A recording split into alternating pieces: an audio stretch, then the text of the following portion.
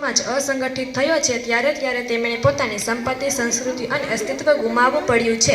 આ સમયમાં આ વાત જાણવી ખૂબ જ જરૂરી છે. વિચારો, એક સમયે આખા કાબુલનો વેપાર શીખ સમુદાયના હાથમાં હતો, પરંતુ આજે ત્યાં કોનું શાસન છે? આજે ત્યાં તાલિબાનનો કબજો છે.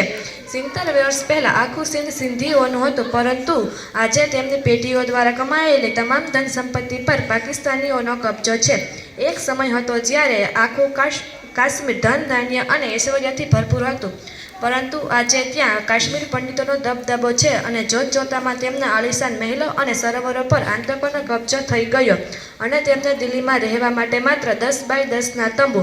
એક જમાનો હતો જ્યારે ઢાકાનો હિન્દુ બંગાળી આખી દુનિયામાં શણનો સૌથી મોટો વેપારી ગણાતો હતો, પરંતુ આજે તેમની પાસે પ્રતિકાર કરવા માટે સૂતળી બોમ્બ પણ બચ્યો નથી.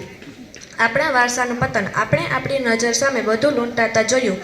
ગુરુ નાનકનું નનકાના સાહિબ, લવકુશનું લાહોર, રાજા દાહિરનું સિંધ, ચાણક્યની તક્ષશિલા અને ઢાકેશ્વરી માતાનું મંદિર, આ બધું જોતજોતામાં પારકું થઈ ગયું અને